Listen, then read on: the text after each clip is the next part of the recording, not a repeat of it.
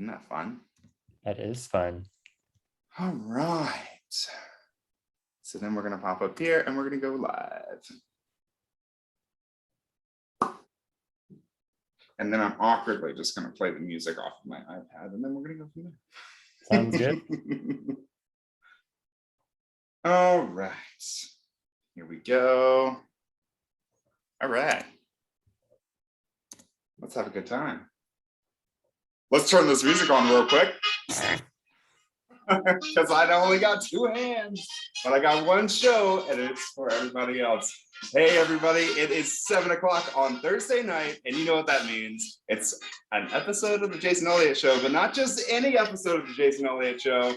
It is our very first live show of the new season, and we've got an amazing guest with us who I'll tell you all about in just a few minutes. Well, actually, I'm gonna let them tell you all about themselves. Anyway, that's what tonight's all about. If you're seeing this and we're coming to you through Zoom on Facebook, which means that Facebook ain't going to be happy with us. So I need you to click it, to share it, and like it, and comment, and all that good stuff, because we're building this show back up. We're excited about it. But it would not be an episode of the Jason Elliott Show without asking you a few questions to start. So we're going to put our guest on the hot seat because he's going to have to answer all of these questions in just a minute. So I hope he remembers them. Y'all know I ask the same questions every single week and they go like this. Who are you? Where are you watching from? What's the weather like where you are? How's your mama doing? And what's been your 51% of the week? If you don't know what 51% of the week is, your bonus question is, what's your favorite dance move? That's going to be really important for tonight's guest because they're dancers. All right, so I'm going to pop up here, and instead of going to go get a drink because it's already sitting behind me because I was actually prepared tonight, I'm going to hop on and I'm going to pull my video up on Facebook and I am going to share it, and I hope that all of you will do that at the same time. Actually, before I do that, I'm going to tag our special guest in it too.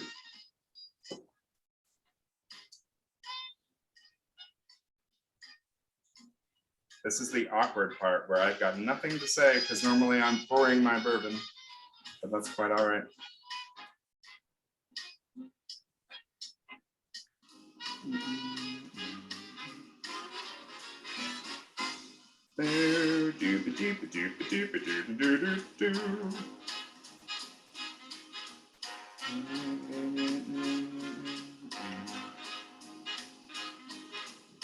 Right, so we're sharing and we're sharing and we're sharing, and this is where Facebook is now giving me a notification that I am breaking copyright rules, so I should probably talk over top of this.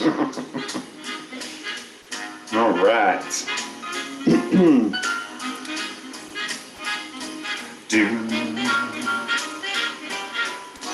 If I were somebody important, this is where I'd be like, and we're just waiting for a few more viewers to come in and join us. We're gonna have a great time together tonight.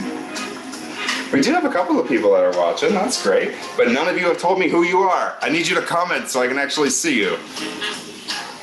And if you don't, well, Stu and I will have a good time by ourselves.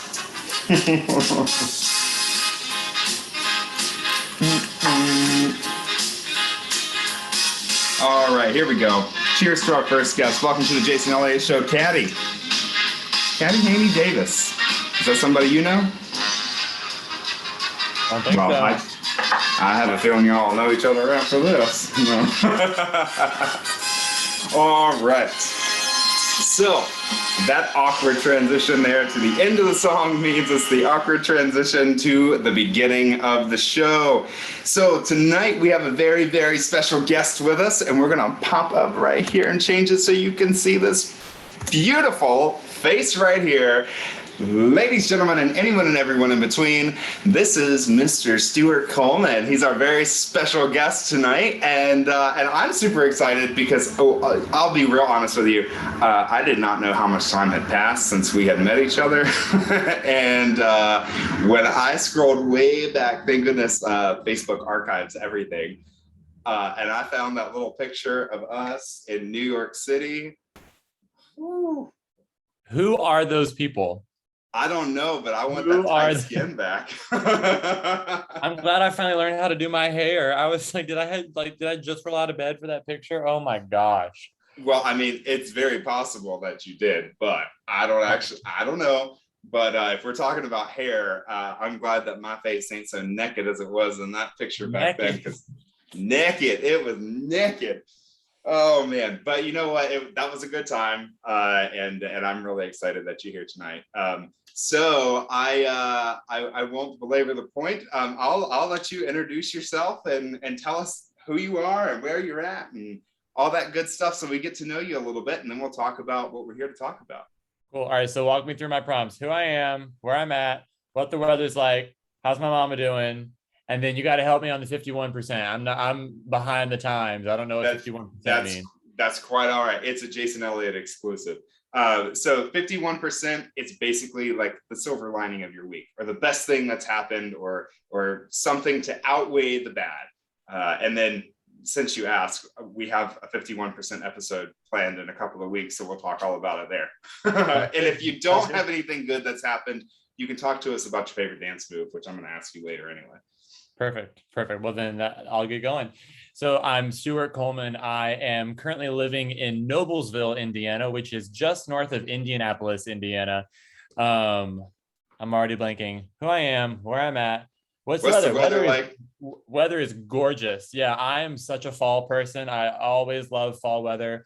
I'm a basic pumpkin spice kind of person. And no shame, zero shame. The day pumpkin spice was out at Starbucks, I was in line ready to get my pumpkin cream cold brew with zero shame, and proud of it. So it is finally starting to cool off here. In Indiana, summers are actually really weird. They go on for a long time, and they are deceivingly hot because it can be very humid here, and it can stay hot and humid for a very long time. So when I walked out this week and there was just the tiniest little nip in the air and I felt a bit of a breeze, I cannot tell you how good of a mood that put me in. So the weather here is fantastic. I'm really happy about it. My mom is doing great. I haven't talked to her one-on-one this week. However, she has been sending me pretty much daily postings on Redfin, because I think her and my dad might be considering making a move to the Midwest to be close to their youngest child. So that would be really exciting for me. So we typically connect during the weekend, sometimes one-on-one. So I'll be sure and ask her how the process is going there. But she does pretty much send me at least one, if not two, Redfin postings for the Indianapolis area per day. So that's pretty exciting for me. And then my 51%, I know this is cheesy, but actually happened today at work. I got out of my normal work day. You know what I'm going to say. I know what you're going to say. I got out of my work day around lunchtime, and there was this gorgeous, gorgeous, gorgeous bouquet of flowers out in the main lobby of my workspace, waiting there from my fiance, and he had sent me just honestly one of the prettiest arrangements of flowers I think I've ever seen in real life, and a really sweet and meaningful card. And not really, I mean, it's not our anniversary, it's not a super big event. He just, like, one of his love languages is giving gifts, and he loves doing surprises like that. So it was just like a really great way to have that surprise on a Thursday. That was awesome. Yeah, that was so cute. So I did see that pop up on social, and I was scrolling and didn't actually see who it was that had posted the picture. I said, "Oh my gosh, those are pretty." I said, "Oh man, somebody got flowers." And then that's when I scroll back up thinking it must be a special occasion, like you said. No, and it was like, all right, I'm not gonna lie, I zoomed in and I read that note. Oh, did you really? I did. Because you said it was a beautiful bouquet and like the sweetest little note, and I was like, "Oh, was it? Well, let me." Right, you know, and like I did, and I didn't have to. I wasn't like overly crazy. I just like, and it was there, and it was. Yeah, it's so sweet. And if you go and look at it, at the very end, it says "this or better," which is something that we've been saying to each other sort of on and off since the beginning of our relationship. And it's just sort of this thing, like, we always hope that, you know, throughout the course of our relationship, it will always be this or better. So that is so incredible. Yeah. And I, when I read that, because and it sticks in my head, because like it sounds like a freaking like movie. When you're sitting there saying it, I'm like, oh my gosh, and I can picture y'all when you're like sitting there walking down the aisle after everything is done. This or better. You know, like it's really, really great. So I'm super excited. for those flowers for you and all this stuff. How long have y'all been together?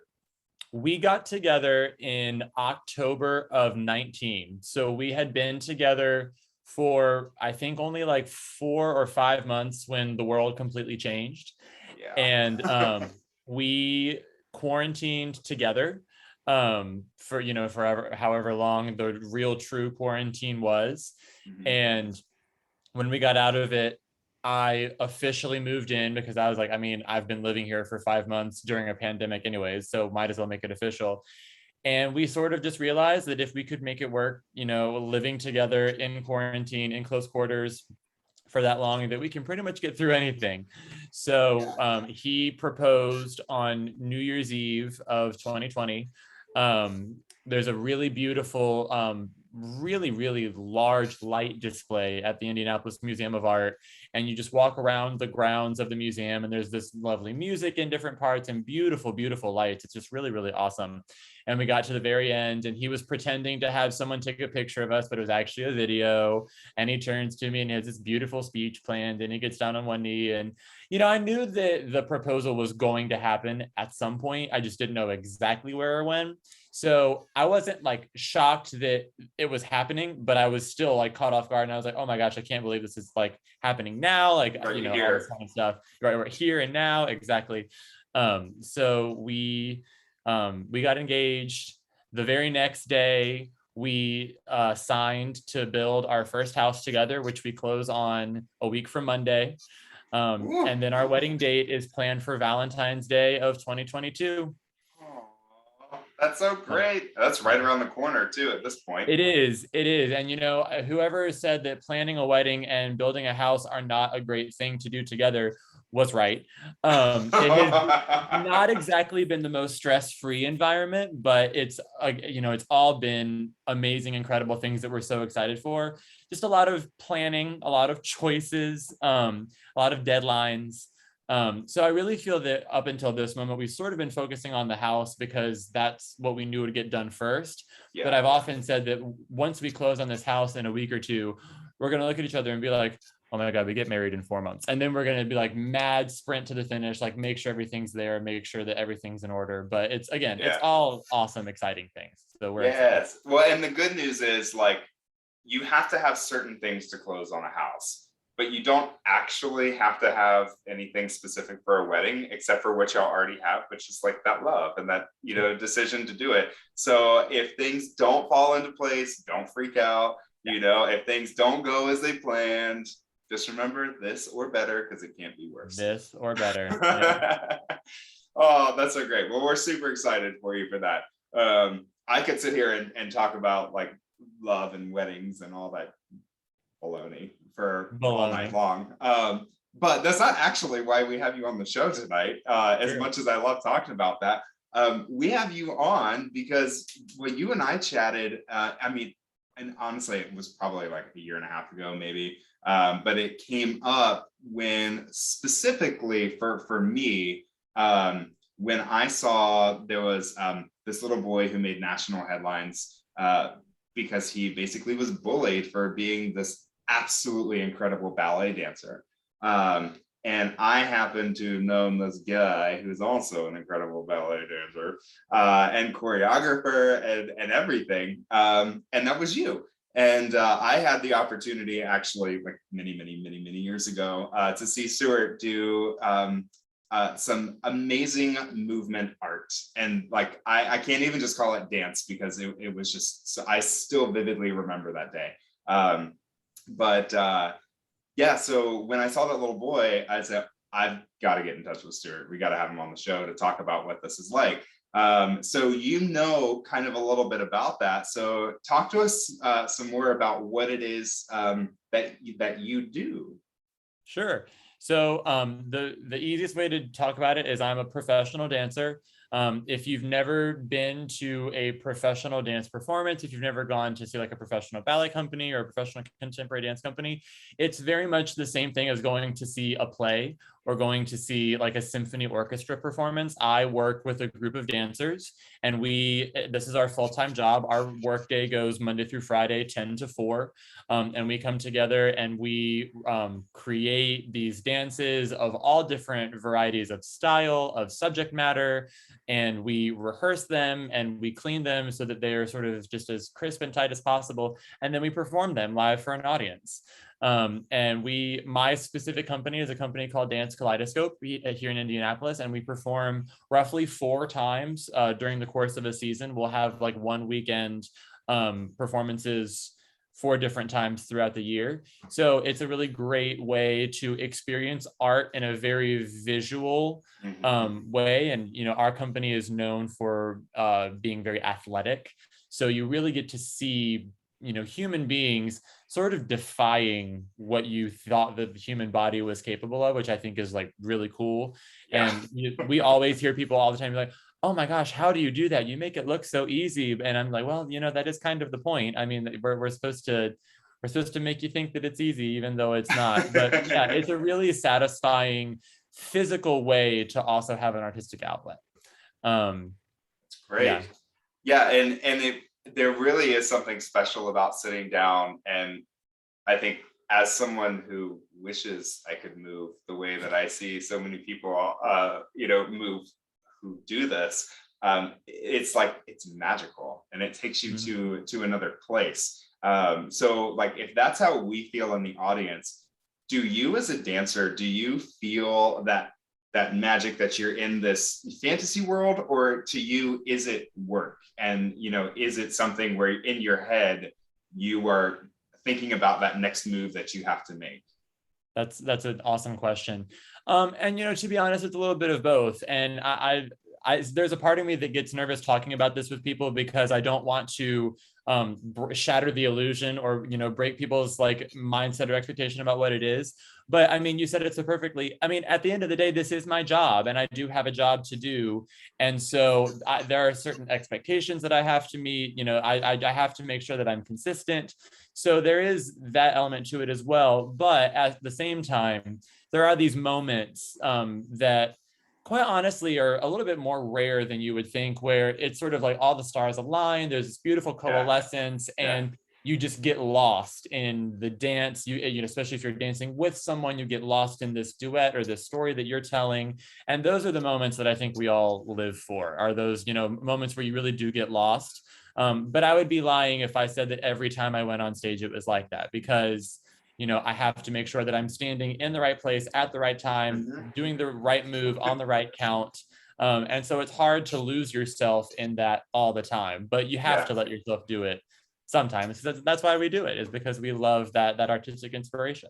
Yeah, exactly. And I think, one of the ways that I always think about it, even though my dance or my entertainment is slightly different, is I'm almost like a tour guide. And so I can have fun with it, and I can, do little things here and there that might be a little off script. But at the end of the day, I am taking you to this place where, you feel invigorated and inspired. And, maybe for people who can't move that way, seeing it and feeling it and hearing it is the closest that they'll get to doing it. And so, as that tour guide, you do have that opportunity and probably a heavy obligation to make sure that they feel that magic.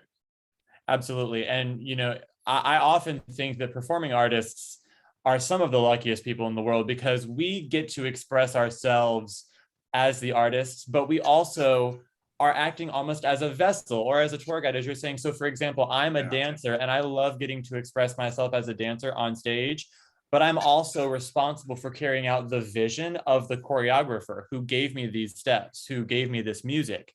And so not only am I expressing myself artistically as a dancer, but I'm also carrying out their vision as the choreographer. And that's something that I feel like only performing artists, instrumentalists, actors, that's what we get to do that is so special, is we get to almost live other people's art in like this secondary, awesome way. That's a really good point, because there really is there's like a step process between thinking of this piece of art and then someone consuming this art. Absolutely. And, so I think that's also where a lot of things are lost, because if I have a picture of a painting in my mind, I can't actually get it on a canvas and make it look exactly that way. So then the consumer doesn't understand what is happening. I can only imagine what that is to not put something on a 2D surface, but your 4D experience of bringing this imagery and this fantasy to reality. 100%. I mean, and I'm Yeah. a choreographer myself. And so especially if I pick a relatively well-known piece of music, like especially if it's a piece of classical music, one of my favorite things to do is listen to different recordings of that piece of music, because it's the same piece of music by the same composer. But when you hear these instrumentalists do their interpretation of that one piece of music, it can Yeah, sound dramatically different. that's And a very good point. I'm looking for Wow. the right one, the right fit for what I'm trying to express as the choreographer. So that's the performing arts to me. I mean, no shade to any of the other arts, because I'm a huge believer and supporter of all arts. But as a performing artist, I have a little bit of a bias. And I just think that we are just so lucky that we have the opportunity to express ourselves, but also express the visions of the ones that are sort of putting it all together. Yeah, that's incredible. So I want to talk more about your choreography and kind of how that process works, and kind of choreography versus like execution, or being that dancer, or that muse, or whatever role you're playing. But before we get into that, I mean, it's very obvious that you're passionate about what you do and you're very comfortable with what you're doing. So I want to circle this back around to that little boy that we talked about. Yeah. Who was getting a lot of crap, Yeah. a lot of bullying and a lot of very mean things said to him. So I wonder, for you, were you in that position as like a young boy, or did you actually start dancing later in life? And what criticisms or challenges did you face getting to this point where you are now, a very confident, very experienced dancer and choreographer? Sure. Yeah. So I did not start when I was that young. I started really training when I was in eighth grade. So I think around 13, 14, around that age. That being said, I was always involved in performing arts. So I was, doing musicals and stuff from as early as I could speak. And I don't know that I ever faced bullying or, subjugation or anything like that. However, what I found that was most difficult for me growing up in the arts was that there weren't a lot of people that understood what I did. They appreciated it. Maybe, they would, even once I started dancing, they would come see a dance performance and be like, wow, man, that's awesome. But there wasn't a whole level of appreciation. There wasn't a much of a level of comprehension. So I really didn't feel like people respected what I did or understood what I did. And I don't feel like that really came until I got a little older, and the level of training that I had and the level of performing and dance that I was doing was a little bit more advanced.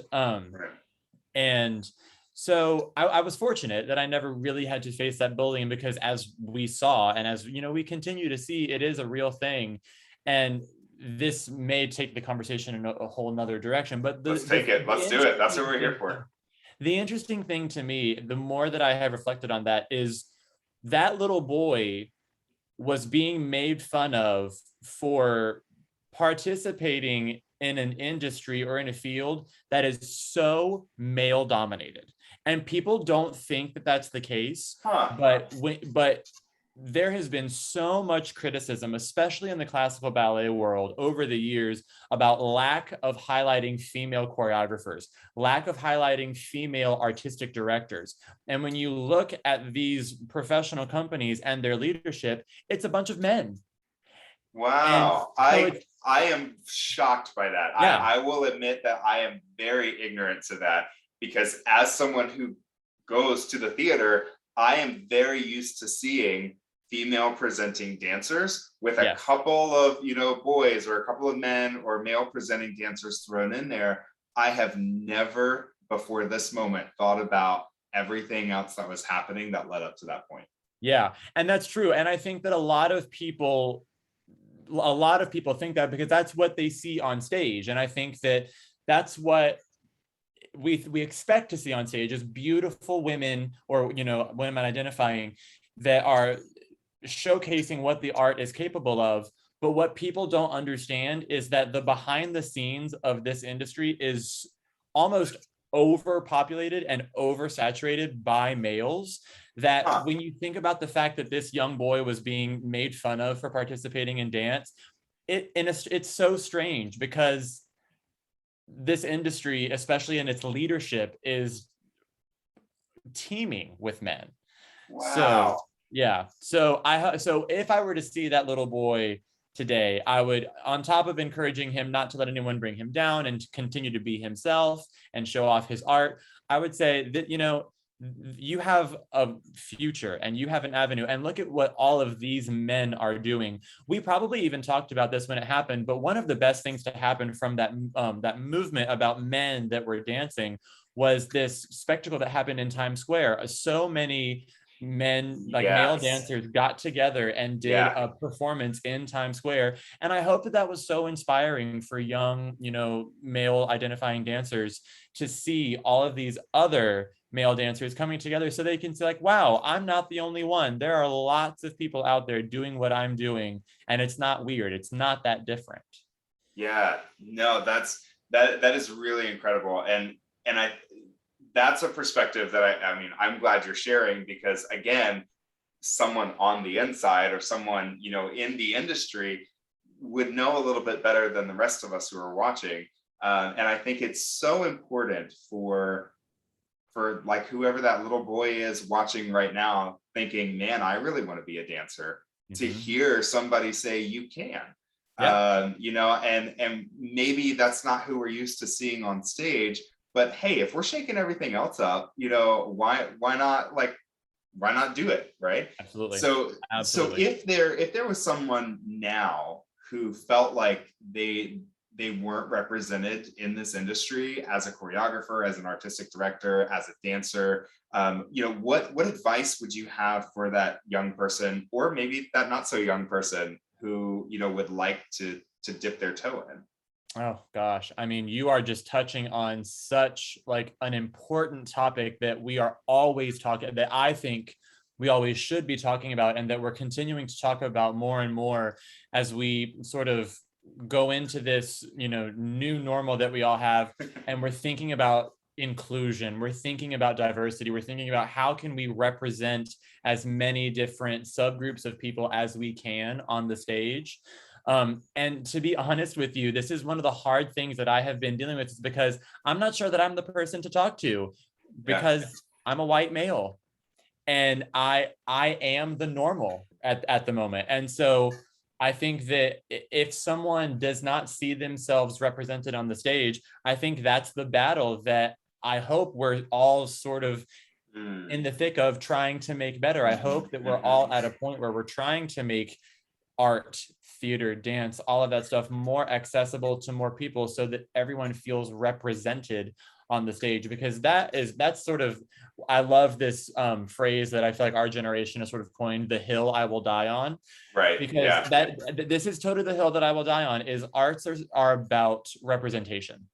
And if the arts don't succeed in any community or with any subgroup, it's because they don't feel represented in that art. So we have to continue as artists to make sure that we are still expressing ourselves artistically, but we have an obligation to our audience to make sure that all of our audience is represented by the art that we produce. And that may mean finding other people to come in, so that it's not just me, the artist, doing what I love, because I'm one perspective. We need a bunch of different perspectives. We need female perspective. We need racial diverse perspectives. We need all those different types of perspectives, so that everyone feels that they're represented on the stage. That's absolutely incredible. And I think it's a great reminder, that sometimes we're not that person, but we can always help to find that person. To find them, absolutely. Yeah, no, that's really great. Thank you for sharing that too. And that actually kind of segues a little bit into, kind of your role as this person who is creating art and creating dance. And so I've got a couple questions I want to ask. We do have one that's come up in the comments from Paul Blacker.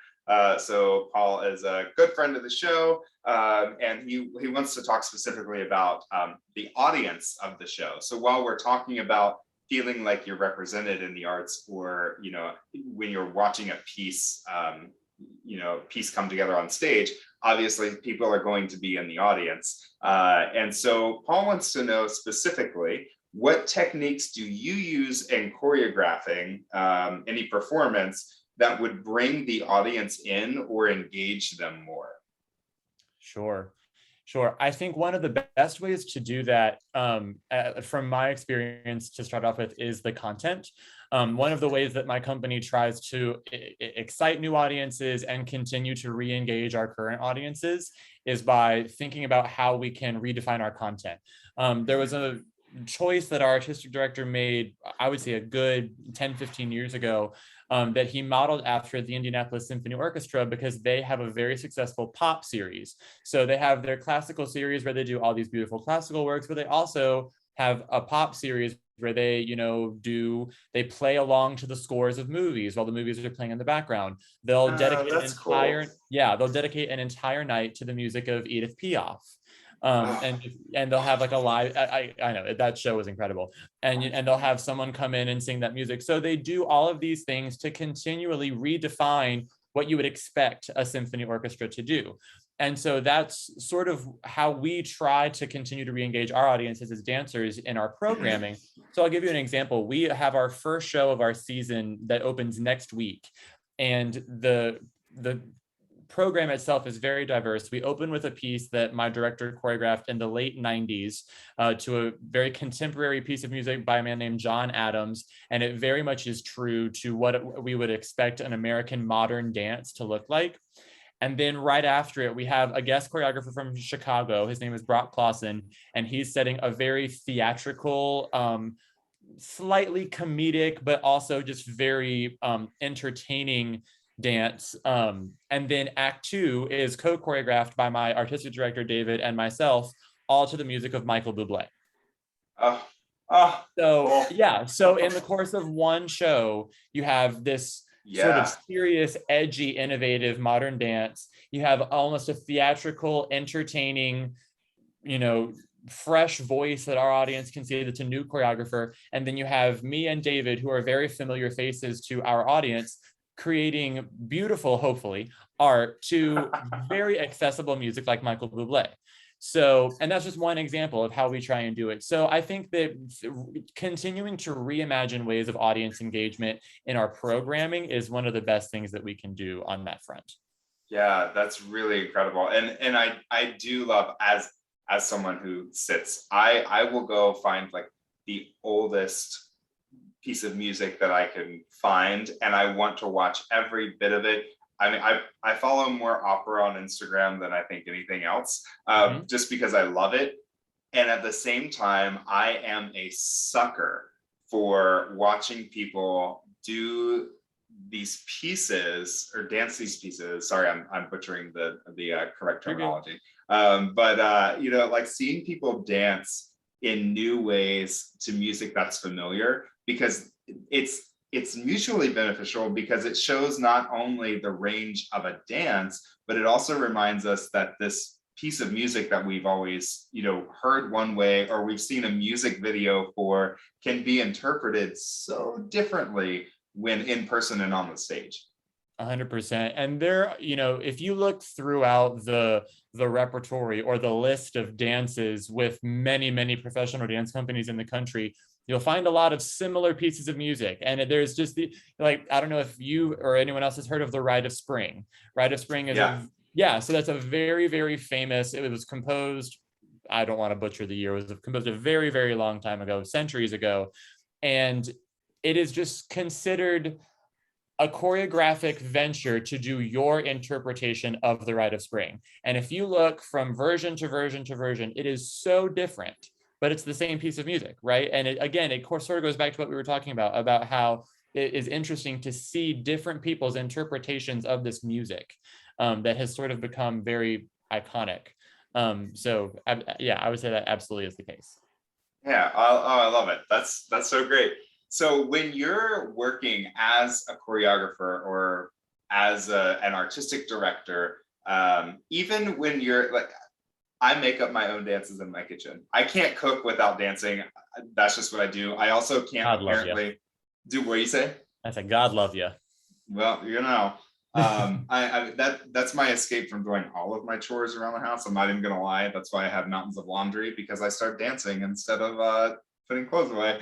But that's very different than creating a piece that's going to go on stage, that an audience is going to watch, that an audience is going to, in some cases, pay money to see.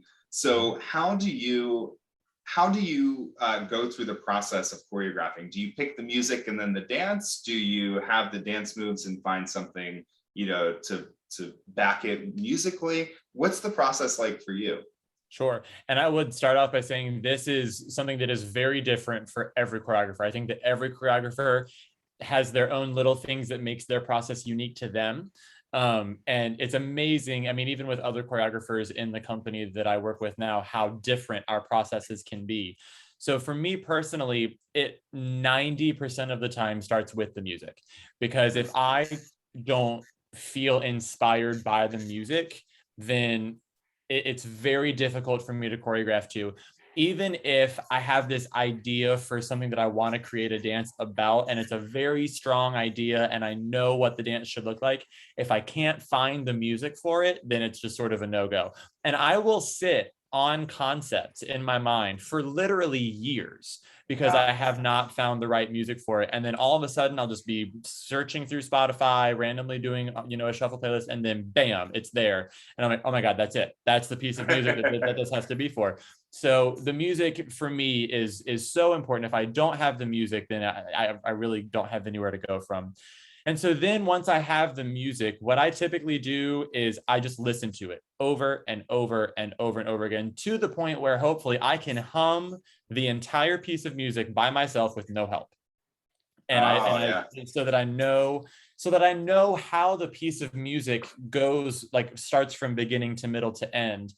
And then in my mind, I just started imagining the architecture of the dance. I imagine how the people are moving around the stage. I imagine, okay, this part sounds like a duet to me. This sounds like a really big group section. This is a solo. And then I sort of, and with no movement, just with like the basic layout blueprint of how the dance goes. And I try my best to really wait until I'm in the room with the dancers that are going to be dancing it, to make the vocabulary or the dance steps themselves.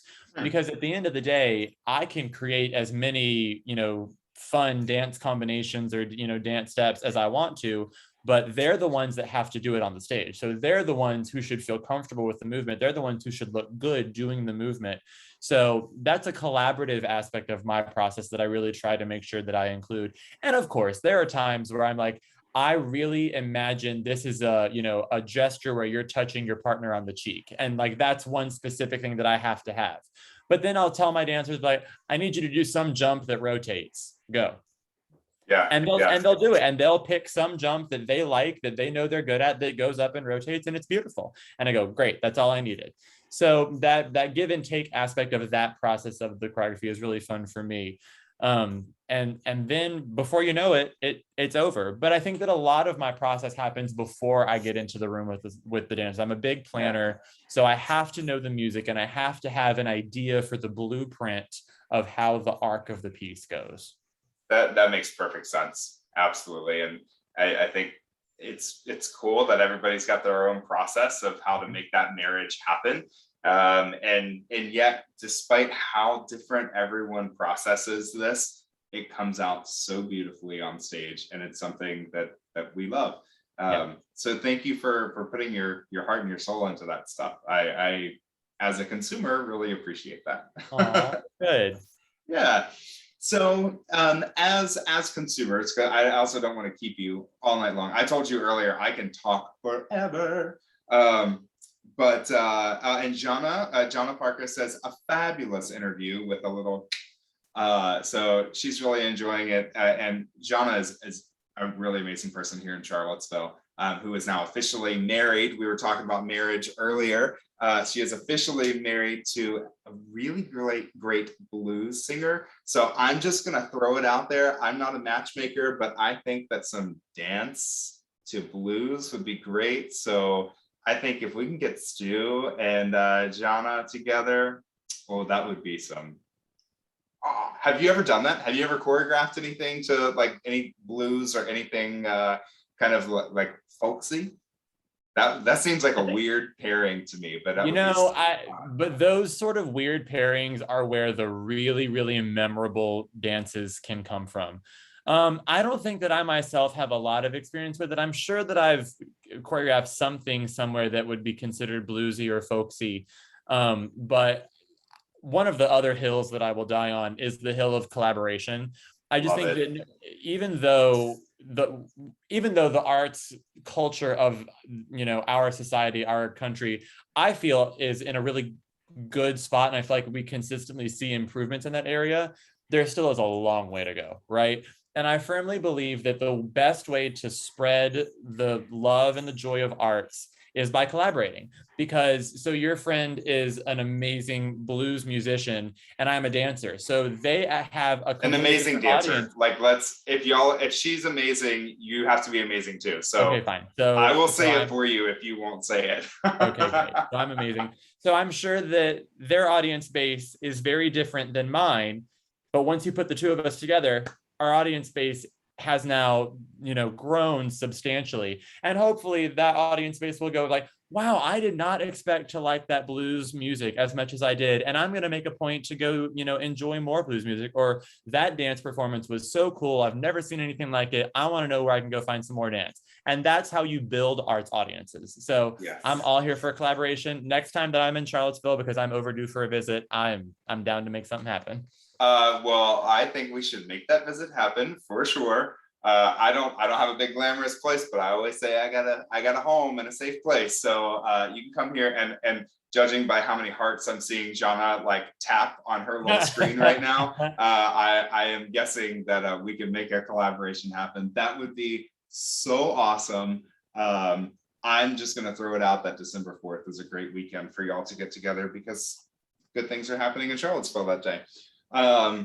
That's when I host the Little White Party, and I always love entertainment. So World AIDS Day, blues, ballet. I mean, yeah. It doesn't get any weirder of a combination than that, which means it's a delicious recipe waiting to bake. Love that.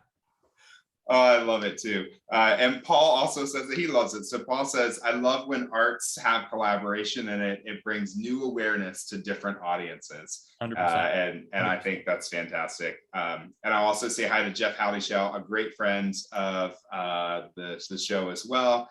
And I just have to read Jana's comment. I'm not exactly sure if she's talking about the blues singer, the dancer, or the event planner, but she says, and hunky guys. Don't tell your fiance that, or do, whatever.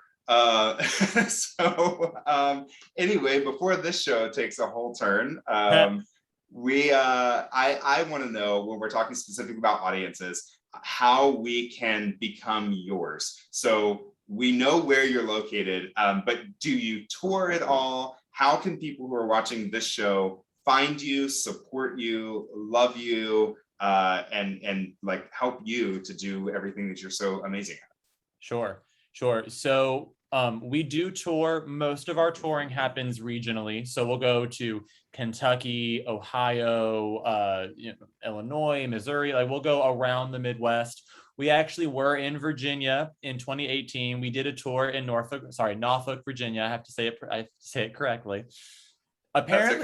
Apparently, if you're from Norfolk, it's pronounced Norfolk. That is what. No, it's not. I don't know who you're talking. And I'm sorry. It was somebody was just knocking on my door. That's why I made that face. Oh no worries. I'm from Lynchburg, Virginia. All I know is that. But I was told by, I believe it was my aunt who grew up in that area, that people from Norfolk call it Norfolk. So listen, we could debate this all night long. And I will say there's a certain subsect. This is like taking a small little road down the woods. But there's a small subsect of the population native to Norfolk who would say it's Norfolk. But the right way to say it is Norfolk. Okay, great. Then I've been saying it right all these years. So we performed in Norfolk, Virginia in 2018. That was super fun. I had family come and see me perform in Virginia on tour with my company based in Indiana. That was really, really special. So it is not outside the realm of possibility for us to tour. It just doesn't happen. That being said, I'm trying to be as much of a silver linings person as I can these days. And if one good thing has come from the pandemic, it has been the accessibility of experiencing the arts virtually. So our whole season last year was available for streaming because we were not able to do in-person performances. This year, you know, knock on wood, we are making plans to return to in-person performances. But we are also going to be doing virtual performances as well for 2 of our shows. So we're going to have a show in January called Star-Crossed Lovers, and it is 2 different tellings of Romeo and Juliet. One by my director, David Hochoy, set to the beautiful Tchaikovsky score of Romeo and Juliet that everyone knows, but nobody knows they know. It's one of the most recognizable, like, romantic love themes out there. It's just no one knows that it's Tchaikovsky, Romeo and Juliet. So that's Act 1. And then I am actually choreographing Act 2 with my own telling of Romeo and Juliet with new music composed by a boy who just graduated from Butler University's Masters in Music program. That's incredible. That's so exciting. Oh man. So I get to sort of tell this whole new, like, contemporary, edgy telling of the story, which I'm super excited about. So that will be available for streaming in January. And then we have a performance in March called Edge of Innovation that will also be available for streaming as well. And all of that information can be found on our website, which is dancekl.org, dancecal.org. And I can just continue to send stuff so that you can share. But this, the passes for viewing this virtual performance is only going to be $25 per household. So pretty affordable, I would say. And it's just a great way to experience arts from Indiana all the way over there in Virginia. That is incredible. Well, I can guarantee you that I will be one of those households. That's so exciting. And I think everybody watching this, either live or the recording, should definitely check out that website. We'll make sure that wherever this is posted, if you can just give me that website, then I'll just pop that in, like, the description wherever we post the video. And then I think everybody should host watch parties where you dress as Romeo and Juliet or your favorite character or your favorite dancer. Have your party if it's safe to do that. I just have to say, if it's safe to do that. Sure. And then when you post pictures, tag the Jason Elliott Show, tag Stu and the company, and make sure that everybody knows why you're doing that. And then, like, we're talking about combining audiences. Let's really combine audiences. Let's bring the partiers out. Like, I want somebody to be neon Romeo and Juliet. I want somebody to be classic Romeo and Juliet. I want somebody to be swapped and all those good things. So let's have a good time with it. I do just have to point out one comment that I'm seeing come through right here. I'm just going to ask if you happen to know someone named Lisa. Oh my God. Do I ever? She hasn't said anything embarrassing yet. Lisa, now's your chance. Put something in the comments. We were chatting earlier. She's got lots of ammo, let me tell you. But all she said was my boy. So that's all that we've got right now. But Lisa, you can put some dirt in there. We would love it. So Paul, well, that's my mama. So you can ask her how she's doing, and she can tell you first. Oh yeah, that's right. Yeah, I should just ask that. So Lisa, every week I start my show, and one of the questions that I ask the guests and all the viewers is, "How's your mama doing?" And so we need like a real life live update. How's mama doing? How are you? How's your week going? Who's your favorite child? No, I'm kidding. I'm kidding. Don't actually answer that. We already know because we know that you're moving there. But she said, "Oh, what could I possibly say?" All right, well, that's okay. We won't put her on the spot too much, and we definitely won't put you on the spot.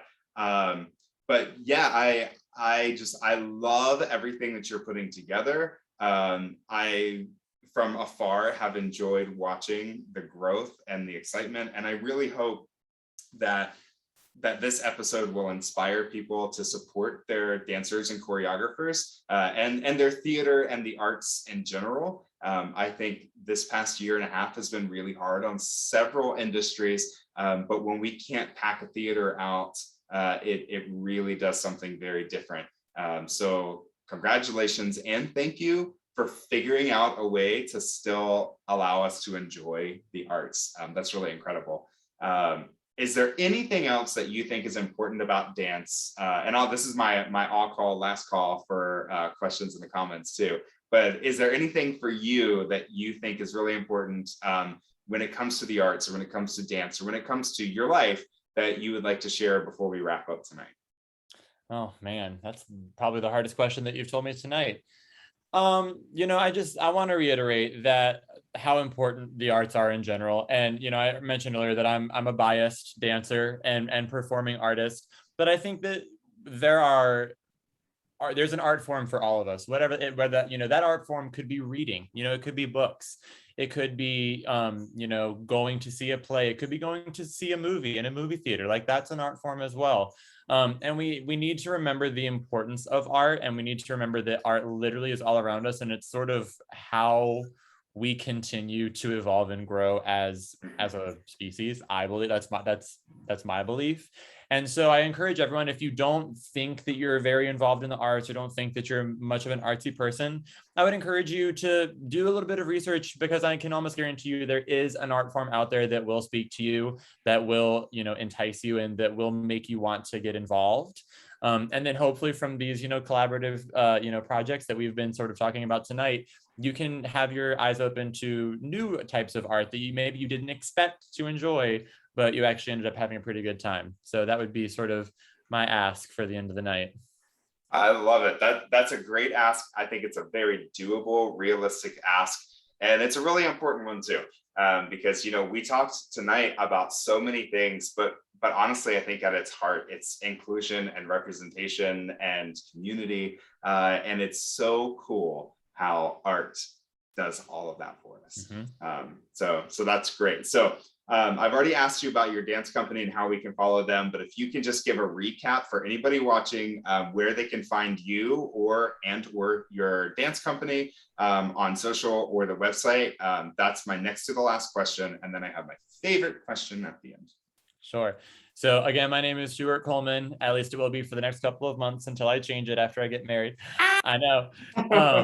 All of my handles are pretty easy to find. Stuart Coleman on Facebook, Stuart_Coleman on Instagram. I don't even know. I'm a pretty open person. I don't even think I have that many privacy settings. So you should be able to find me relatively easily, especially if you're friends with Jason. And then the name of my company is Dance Kaleidoscope. You can find them online at dancecal, DANCEKAL.org. That's our website. We also have an Instagram, dance_kaleidoscope_indie. And then we're also on Facebook as Dance Kaleidoscope as well. Oh, I've got another Instagram to follow tonight then. I'll make sure I go do that. And I hope everybody else does that too. Before I ask you this last question, I do just want to say that your mom is a professional mom. She said that her favorite child is the one she's with at that time. And that is such a mom answer. Way to go. Solid, Lisa. Yep, got to love it. So that's really cool. I think this is one of the first times somebody's mom has actually been on the show at the same time as they were. So that's pretty exciting. So I want to ask you one of my favorite questions to ask at the end is a question that I ask every single guest that we have. And it's really the heart of the show. In 15 seconds or less, if you could tell the world one thing to keep it spinning until we come back next week, what would it be? Continue to love each other. Oh, you didn't even take 2 seconds. That was a good one. You don't need it. Continue to love each other. That's all. We're not going to always agree. We're not going to always be on the same page. There's always going to be things that can be better. But at the end of the day, if we love each other, then we're gonna get to a good place. I love that. And I appreciate you saying that. So continue to love each other. We can definitely do that one. And that's something we can do until we come back next week. I'm really excited about next week's show. Kind of going on this arts theme, we have someone talking about another artistic avenue, fashion. And so we're going to be talking about modeling and photography and design with Rebecca Ruth. And she is the CEO and founder of an organization that uses this industry to build people up. So it can be a hard industry, but she's got mentors literally all over the world, and we're going to get to talk to her next week about it. So I'm excited to chat with her, but tonight has been an absolute pleasure to share with Stuart and with all of you talking about dancing and the arts. And I will close us out with the same way that I would answer that question. If there was one thing I could say, what would it be? And it is this: from dreams to goals and goals to reality, because dreams are for those who are sleeping. If you're alive and awake, watching the Jason Elliott Show, getting to meet Stuart Coleman, the amazing dancer and choreographer, that means you're alive and awake not only to dream dreams, but set goals. And don't stop there, set your goals and then work towards them. It'll take a whole lot of time and it'll definitely take a lot of effort, but eventually those goals will become your reality. Your reality is yours and yours alone. There's nobody else in this entire world that can make it for you. But more importantly to me, that means there's nobody that can stop us from making it for ourselves. So dream big, wake up, work hard, and then bask in the reality that you've created for yourself. And if you feel so inclined, do what Stuart did tonight and pop on the Jason Elliott Show and share your story with us. We're live every single Thursday night at 7 o'clock. And we're here just to tell stories like mine and like yours and like Stuart's. And that's how we do a lot of things for each other. But most importantly, that's how we empower each other to live a better life and more fulfilled life. So come on back every Thursday and join us there. You can also head over to patreon.com/Jason Elliott, and you can become an investor in the Jason Elliott Show. So I have a better camera quality next time. And if you don't want to do that, that's fine. Send me your love notes and your severed heads to P.O. Box 4760, Charlottesville, Virginia 22905. And if I'm saying that too fast, it's because the music is running out, but our time together will be forever. All right, so the hardest thing that we have to do all night tonight, Stu, we got to do a little high five. So like, this is the hardest thing because our hands are too big.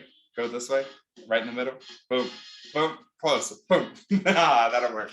That's the hardest thing we do on the Jason Elliott Show. It was. All right. Well, I'm gonna let you run and finish your life and go dance a little bit. And I hope everybody here had a great time. We'll see you next week. And Stuart, thank you for being an amazing, amazing person in this world. And we'll see everybody next time. Thanks. Good night, everybody. Look at that. Perfect timing right at the end.